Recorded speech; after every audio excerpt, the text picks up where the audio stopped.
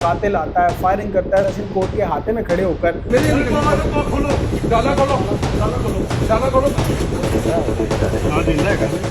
Court के बाहर शोर की आवाज़ आई, फायरिंग की आवाज़ आई, भगदड़ मच गई। वहाँ पर देखा दो जो कोर्ट में मुल्ज़मान पेश होने के लिए आए थे तो उनके ऊपर फायरिंग कर दी गई। जब वो फायरिंग कर दी गई तो फायरिंग करने के बाद उनका वो खून में लथपथ लोग गिरे हुए थे।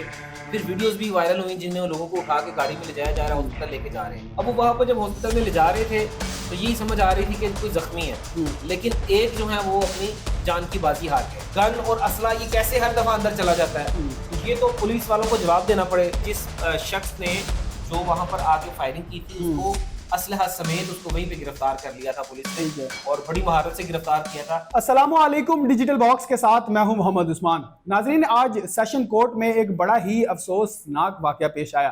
पेशी पर आए दो मुल्जिमान को फायरिंग कर कर जख्मी करने की कोशिश की गई। हालांकि फायरिंग की गई और जब फायरिंग का शोर हुआ तो सेशन कोर्ट में भगदड़ मच गई। आखिर ये सारा मुआजरा क्या था? मेरे साथ senior advocate high court Faisal Jat साहब मौजूद हैं। इनसे जानते हैं कि आखिर मामला क्या हैं। जट साहब अस्सलाम वालेकुम। वालेकुम अस्सलाम। जट साहब खैरियत से? आप जी शुक्र अल्लाह का। जट साहब, सेशन कोर्ट बड़ी सिक्योरिटी होती है कोर्ट्स में, तो ये फायरिंग का मामला जो है वो किस तरह से पेश आया? देखिए जी, ये आज सुबह सुबह ही ऐसा मामला हुआ कि कोर्ट के बाहर शोर की आवाज़ आई, फायरिंग की आवाज़ आई, भगदड़ मच गई। तो वहाँ पर देखा दो जो कोर्ट में मुल्ज़मान पेश होने के लिए आए थे तो उनके ऊपर फायरिंग कर दी गई। ठीक है। जब वो फायरिंग कर दी गई तो फायरिंग करने के बाद उनका वो खून में लथपथ लोग गिरे हुए थे। फिर वीडियोस भी वायरल हुई जिनमें वो लोगों को उठा के गाड़ी में ले जाया जा रहा है, हॉस्पिटल लेके जा रहे हैं। अब वो वहाँ पर जब हॉस्पिटल में ले जा रहे थे तो यही समझ आ रही थी कि कोई जख्मी है, लेकिन एक जो है वो अपनी जान की बाजी हार गए। तो उसमें ये हुआ कि एक बच गए।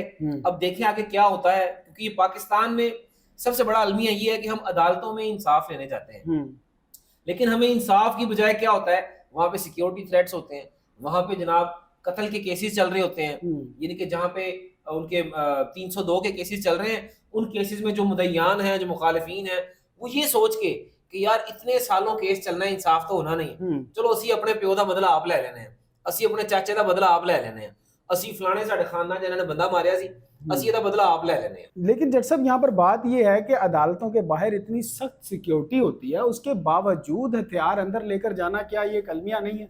ये तो बड़ा, मैं कहता हूँ बहुत बड़ा सवालिया निशान है पाकिस्तान की अदालतों पर, खास तौर पर लाहौर की जो बार है एशिया की सबसे बड़ी बार है। यहाँ पर सिक्योरिटी का अगर ये आलम है तो आए दिन ऐसे वाकयात होते रहते हैं। पिछले दिनों या आप देख लें कि हिस्ट्री देखें, अदालतों में जो मर्डर्स हुए हैं कोर्ट की छत्र छाया में जजेस के सामने, उनकी तादाद बहुत ज्यादा है। तो ये सिक्योरिटी के ऊपर बहुत बड़ा एक सवालिया निशान है कि पुलिस जब हम दाखिल होते हैं तो पुलिस हमारी भी चेकिंग करती है, लॉयर्स की चेकिंग भी करती है। सेशन कोर्ट क्योंकि वो वहां पे क्रिमिनल केसेस चलते हैं तो हम वकला भी अपनी तलाशी दे के अंदर जाते हैं। सवाल ये है कि कैसे अंदर चला गया, गन और असला ये कैसे हर दफा अंदर चला जाता है, तो ये तो पुलिस वालों को जवाब देना पड़े चाहिए, आईजी साहब को जवाब देना चाहिए। जो कोर्ट में जिनकी ड्यूटियां हैं, जो वहां पर ड्यूटी सर अंजाम दे रहे हैं, उनको इस चीज का जवाब जरूर देना चाहिए, क्योंकि इसमें शामिल वो लोग भी हैं कि जो असला अंदर जाने देते हैं। मैं ये समझता हूँ कि उन लोगों की भी तफ्तीश होनी चाहिए, तहकीकात होनी चाहिए। जो असला जिनकी सिक्योरिटी की मौजूदगी में अंदर चला गया, तो ये बहुत बड़ा सवालिया निशान है। वकला पर फायरिंग हो सकती है, आपको पता है वकला कितने पहले उनके मर्डर हुए हैं, उनके कितनी जानें गई हैं। तो ये वकला का थ्रेट, अगर वो आम आदमी ना होता, किसी वकील को मारने आए थे, तब भी काम करने लोग चले जाते हैं। तो ये बहुत अफसुर्दा मामला है। यहाँ पर इंसाफ क्या मिलेगा? पाकिस्तानी अवाम मुंह देख रही है, लोग मायूस होकर बैठ गए हैं कि अदालतों में इंसाफ ही नहीं है। अदालतों के अंदर जनाब वो जराइम हो रहे हैं, इतने बड़ा 302 का जुर्म है, 324 का जुर्म हो रहा है। जट साहब, अब क्या अगर पुलिस अपनी गलतियों का एहतसाब करे तो क्या आपको लगता है कि इस तरह की कोताहियां होंगी? ये हर दफा ऐसा होता है, सिक्योरिटी टाइट करते हैं, वहां पे जनाब ड्यूटी देते हैं। ये सिक्योरिटी ऐसे हो ही नहीं सकती। सिक्योरिटी होती है बिल्कुल रीजनेबल तरीके से होती है जब पुलिस गैर सियासी हो। यहाँ पर पुलिस सियासी प्रोटोकॉल पे लगी है। पुलिस जनाब बड़े बड़े लोगों को प्रोटोकॉल देने में लगी है। पिछले 2-3 दिनों से देख रहा हूँ, रोड्स ब्लॉक कर देते हैं। क्या जी, इधर से प्रोटोकॉल गुजरना है, इधर से जनाब रोड ब्लॉक कर देते हैं, जनाब इधर से किसी और ने गुजरना है। अब समझ नहीं आ रही कि अवाम जलील हो रही है और जनाब प्रोटोकॉल वाले यहाँ से गुजर रहे हैं, तो इंसाफ क्या देंगे? तो पुलिस को सबसे पहले डीपोलिटिसाइज करना पड़ेगा, इनको सियासत से हटाना पड़ेगा। ये जो सियासी काम इनसे लेते हैं, घरों के अंदर जाके जो किसी भी सियासी जमात के कारकुनों को उठाना, उनके माओ बहनों के दुपट्टे खींचने। तो ये पुलिस से ये काम जब आप खत्म करेंगे और आप इनको मुकम्मल ड्यूटी देंगे, डीपोलिटिसाइज कर देंगे, तो पुलिस अच्छा काम करेगी। अच्छा जज साहब, ये शूटर्स को पकड़ लिया गया है जो जिन्होंने फायरिंग की जी थी? बिल्कुल, ये जिस शख्स ने जो वहां पर आके फायरिंग की थी उसको असलहा समेत उसको वहीं पे गिरफ्तार कर लिया था पुलिस ने, ठीक है। और बड़ी महारत से गिरफ्तार किया था।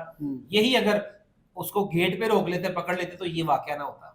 जज साहब, वो एक जराये के मुताबिक कुछ खबर आ रही है कि एक उनमें से एहलकार, जैसा आपने शुरू में बताया, दूसरा तो एक तो मर चुका है, अल्लाह उसकी मगफिरत करे, तो दूसरा जो है तो वो अभी किस हालत में दूसरे है? की भी अभी तक कोई खबर नहीं आई, अभी कुछ कंफर्म नहीं है कि क्या हुआ है। अभी देखेंगे रात तक, या हो सकता है कल तक हमें पूरी इसकी डिटेल आ जाएगी। इसकी एफआईआर, मुकदमा जो भी है वो यानी मुकदमा अभी दर्ज नहीं हुआ? अभी तक तो नहीं था हुआ, लेकिन कोई पता नहीं कब हो गया। और जब तक ये खबर चल रही थी, मैं कोर्ट में था 4 बजे तक, तो हो सकता है तब तक तो नहीं था, लेकिन अब तक हो सकता है कि हो गया हो। कि क्या कार्रवाई हुई है, क्या अपडेट हुई है, अभी उसकी मुझे इन्फॉर्मेशन नहीं है। अच्छा जज साहब, अक्सर औकात देखा गया है कि जब भी कोई ऐसा गैंगस्टर या मुलजिम पेशी पर आता है जिस पर कई केसेस पहले चल रहे हों, और अचानक ये जो दुश्मनियां हैं ये आपस में थानों कचहरियों तक पहुंच जाती हैं, और उसके बाद आम शहरी जो हैं वो इसकी जद में आ जाते हैं, तो इसका कोई हल निकाला जा सकता है?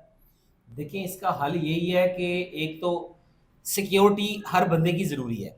सिक्योरिटी फराहम करना हुकूमत का काम है। अब जब हुकूमत सिक्योरिटी फराहम करने की बजाय लोगों के तनाज़ात है, सीसीडी बना दे, मुकाबले एक तरफ हो रहे हैं, एक तरफ चोर डाकुओं का खतरा है, एक तरफ जनाब राजनी हो रही है, तो सिक्योरिटी और हुकूमत जो है, पंजाब हुकूमत ने जैसा कि फैसला किया कि असलहा जो है वापस लेना है अवाम से, तो असलहा वापस ले लेंगे, अब सारी चीजें ऐसे कर लेंगे। तो ये सिक्योरिटी ऐसे नहीं होती।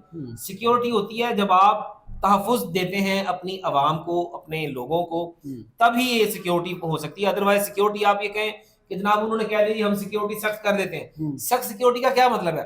अब आपके लाहौर में कितने कैमरे चल रहे हैं, जो कैमरे ऑन किए हुए हैं पंजाब में, कई लोगों की गाड़ियां चोरी हो जाती हैं, कई लोगों के सामने खड़े होकर उनका मर्डर हो जाता है, कई लोगों के साथ ज्यादतियां हो जाती हैं, लेकिन ये कैमरे कभी काम नहीं कर रहे होते, कभी चल नहीं रहा, कभी कोई मसला। तो ये होता रहता है। ठीक है। जब तक हम परफेक्ट नहीं होंगे, जब तक हम अपने काम के साथ लॉयल नहीं होंगे, पाकिस्तान में सिक्योरिटी बड़ी मुश्किल है। ठीक हो गया जज साहब, बेहद शुक्रिया आपके वक्त का। जी नाजरीन, आपने जज साहब को सुना, उन्होंने हमें बताया कि किस तरह से जो है वो कातिल आता है, फायरिंग करता है, सेशन कोर्ट के हाथे में खड़े होकर 2 बंदे जख्मी होते हैं, एक हलाक हो जाता है, और आने वाले वक्त में इसकी क्या नई अपडेट आती है हम आप तक जरूर पहुंचाएंगे। इस बारे में आपकी क्या राय है हमें कमेंट सेक्शन में जरूर आगाह करें। अपना बेहद ख्याल रखें, अपने मेजबान को इजाजत दीजिए। अल्लाह करीम आपका हामी व नासिर।